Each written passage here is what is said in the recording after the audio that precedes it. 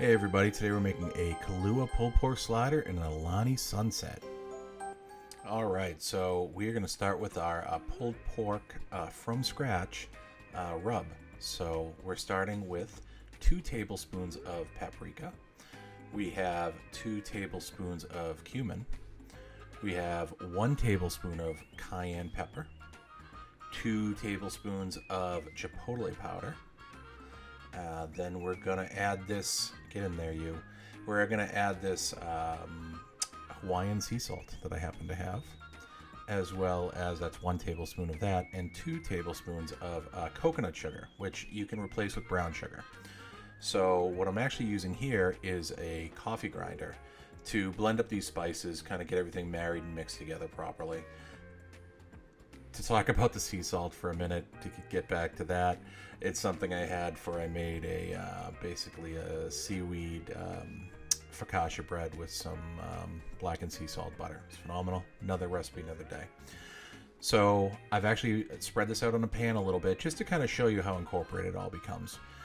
Everything is perfectly blended. You're not seeing any, different color variations, which would mean that things weren't blended properly. So we're putting this into a shaker glass today, and I'm actually not going to keep it in the shaker glass. I'm going to show you that in a minute, what I do with it afterwards. But this is primarily for today. This is way more than we're going to use. But my house, we do make pulled pork, once or twice a month, so it's always nice to have on hand. And it's also something that, as you can see, I'm actually going to take out of the shaker at the end, store in a Ziploc bag, keep it in my spice drawer, throw what it is and the date on it just to have it.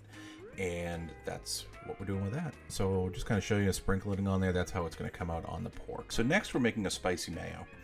And for this recipe, I'm using 6 tablespoons of mayonnaise.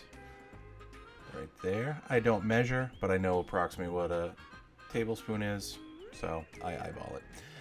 2 tablespoons of sriracha. So we're going to get that in there. A little bit, maybe a little bit more.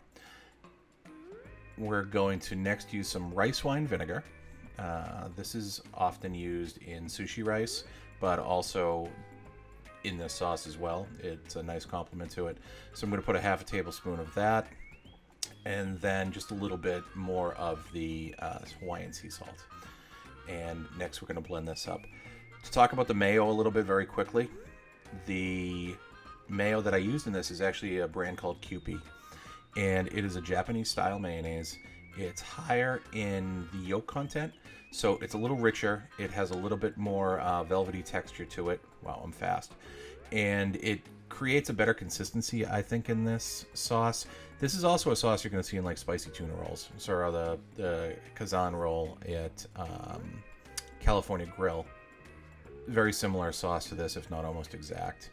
So I'm pouring this into the squeeze bottle now. I will say you can definitely use Hellmann's for this. It's got a little slightly different texture, but it's going to be relatively the same. I will say if you use a mayonnaise such as like Duke's, which is a southern mayonnaise, it's got a higher vinegar content. So you want to probably back off the vinegar by about half if you're going to use something like Duke's. With this though, this is the right ratio for this. So we're going to put this in our squeeze bottle, put the cap on, and we are ready to roll with that. All right, next it's time for the star of the show, the pork butt. So this is about a 4 1/4 pound cut of pork butt. I got it from my local grocery store. You can probably guess which one. There was not a lot of trimming that needed to be done on this. It wasn't overly fatty that I would have not wanted on there. And there wasn't a lot of small pieces that would hang off that would burn. So that's typically what I would trim back on it. So we're going to use as a slather for this coconut oil. And you see here, this is just coconut oil heated up to make it more of a liquid. And then, of course, our spice seasoning that we had from earlier. So what we're doing here is we're making a slather. Traditionally, a slather for pork butt would be mustard. Some people use olive oil. Some people use hot sauce. I typically do that for any like beef products that I barbecue, brisket, beef back ribs, things like that. But with this, I figured we'd stay on brand. So we're going to score this pork butt, and we're going to do this in somewhat of a diamond fashion, diagonal one way.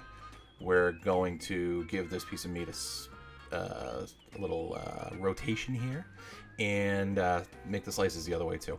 This is going to make sure that the seasoning and the smoke flavor kind of permeates through the fat. What I did want to show you here, as you can see this graphic, is there is a difference between pork butt and pork shoulder. Now, a pork butt and a Boston butt are actually the same thing. Different words, same cut of meat. A pork shoulder is lower on the animal, so it's actually going to be less fatty than a pork butt, which might sound good, but it's going to be less flavorful and not as tender. So if you're doing things like pulled pork, you really should stick with a traditional pork butt or a Boston butt. That would be my recommendation. So now we're putting the seasoning on after we put the slather on both sides, getting it everywhere, sides, front, back, top. We're going to flip this around. We're going to give another layer of that coconut oil slather on there, and then finish the seasoning for the top of the pork. What we're going to do then is actually let this rest for about 15-20 minutes or so. And what's going to happen is the salt and the spices the salt essentially is going to pull some moisture out of the pork. There's not a whole lot of salt in this, but it's going to start to pull it out, and pulled back in will be that flavor, that spice. So we're going to just finish this off, and we're going to let it rest, and then we are going to get this onto the smoker. If we get over there, I'm going to try to illustrate to you on the camera just how much liquid comes out. So we're going to take a stroll over to my Traeger smoker, and it's tough to see, but you can kind of see that liquid has come out. Like I said, this was about 25 minutes or so. So I have this smoker set for 225 degrees right now. And with this brand of smoker, this is a Traeger, there's something called Super Smoke that comes on a 225, and so that's why I set it at that temperature for an hour, because I want a little bit more smoke. As you can see in the graphic on the top right, I am set for 225. The internal probe is reading about 51 degrees, and because we've had it out for a little bit, and you can also see that my smoker is named the grill I named Vulcan. So thank you. So we're an hour and a half into this. I'm giving this a little bit of a spritz. As you can see, I've actually raised the temperature to 250. I did that about the hour point, just to kind of get that internal temperature rising, because this is going to end up being about a 5.5 hour cook. And a little close up, you can see that mahogany color coming from the smoke and from the spices. All right, we are now 4.5 hours into this cook, and we've hit what's called the stall. And the stall is when there's evaporative cooling inside of meat. So somewhere between 160 and 170 degrees internal, it starts to very much slow down. So what I'm actually going to do, get out of there. I'm going to take the probe out. I'm going to get my hot hands ready, because this is going to be a little warm. I'm a professional. Don't try this at home. And I'm going to put this in the aluminum pan that I was actually catching the drippings in. I'm then going to top it with, this is about a half a stick of butter, cut into little pats of butter. Probably about 6 or 7 pats here. So we're going to lay those out on the top of the pork. Oop, get that out of there. It'll all be delicious, it's fine. So we're going to lay this out, one last little piece.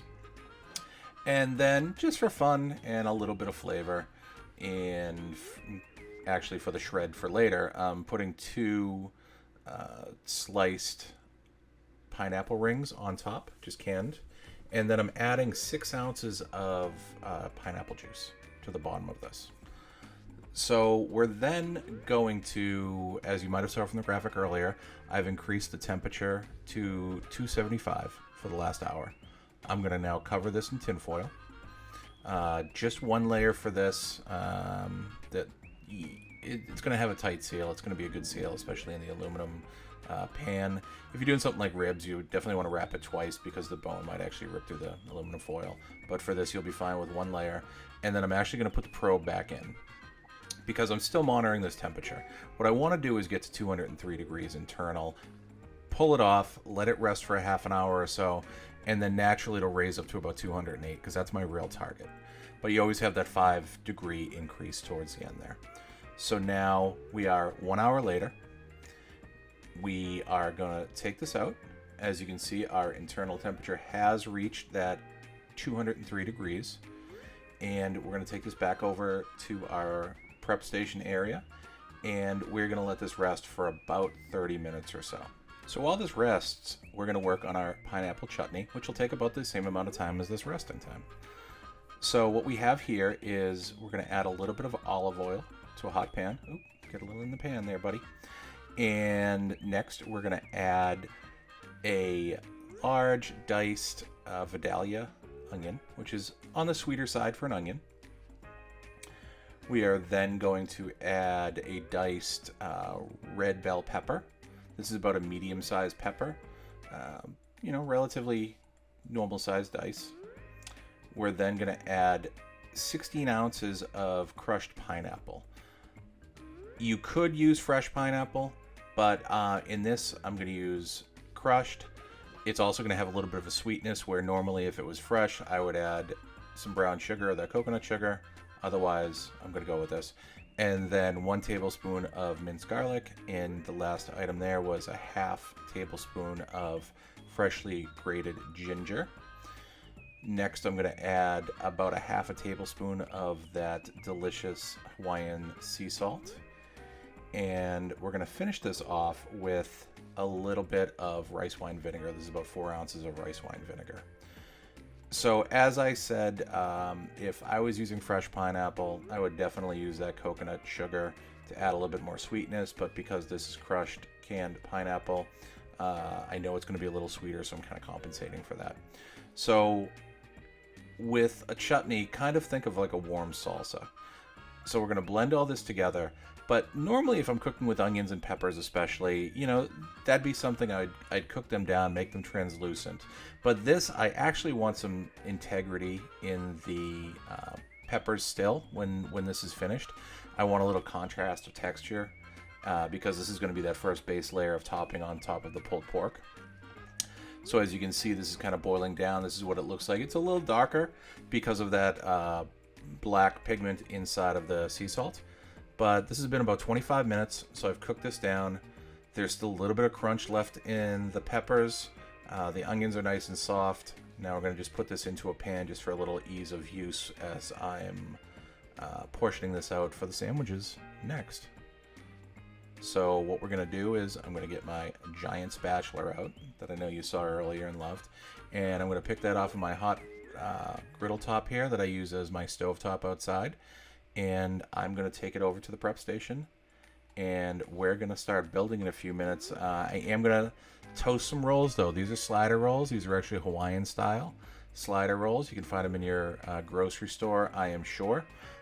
One cool thing about these is they're sweeter, and it's actually because they're made with a little bit of pineapple when they make the dough for these type of rolls.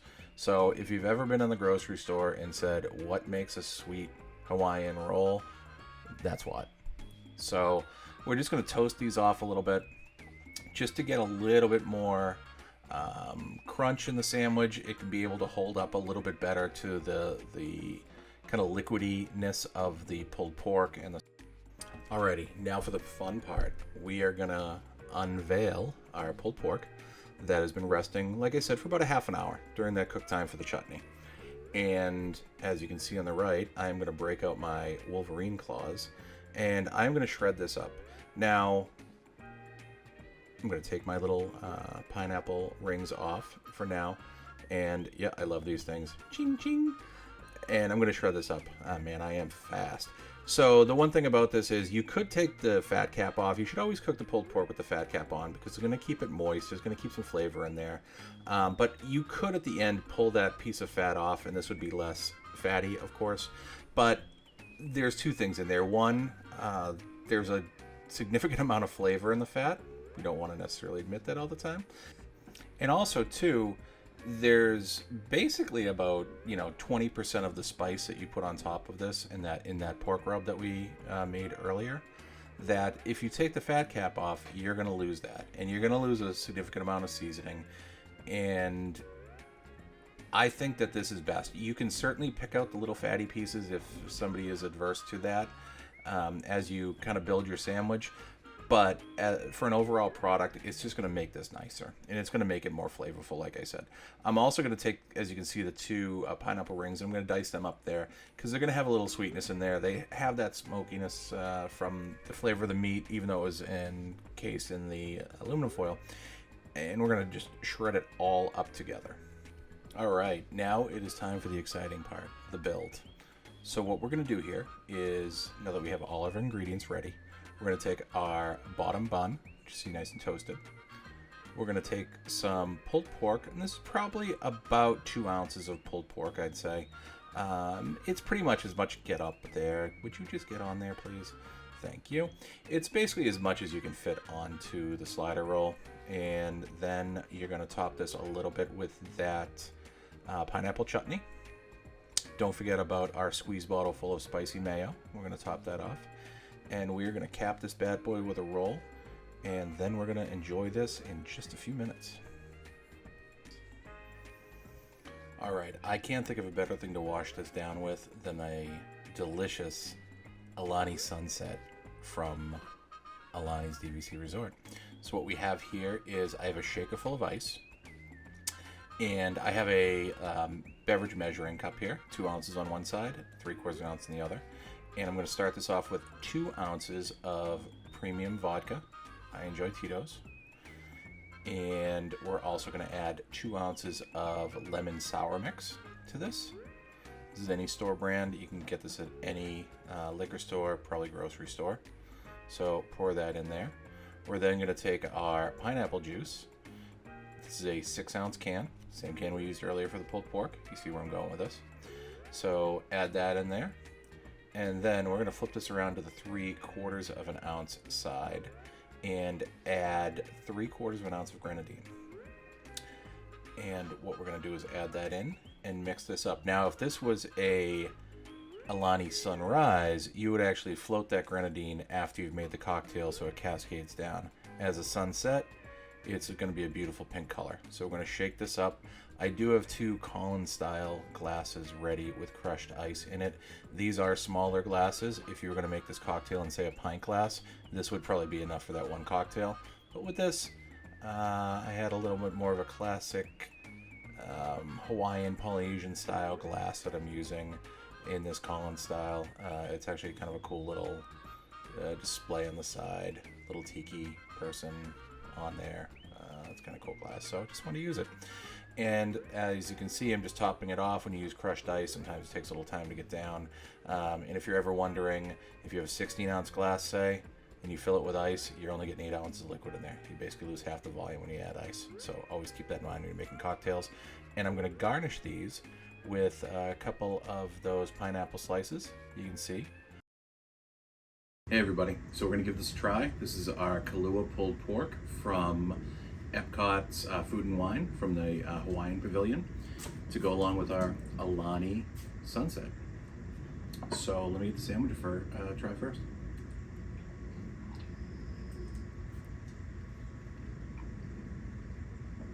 Oh yeah, that's good. Nailed it. The chutney really comes through with that the denseness of the pineapple, gives it a little almost crunch to it, if you will. And that spicy mayo is a nice sauce balance for it instead of using barbecue sauce or whatnot. So I'm gonna actually try to wash it down with this cocktail.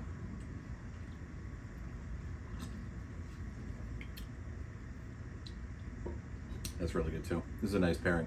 The pineapple juice from the cocktail really makes the sandwich kind of pop. So thank you for joining me. And if you liked what we did, hit that like button. If you haven't subscribed to DVC Fan, please subscribe. And in the comments below, let me know what other foods you'd like me to try to make that come from Disney Vacation Club Resorts or Food and Wine. So thank you. Have a great day. I'm going on town on this one.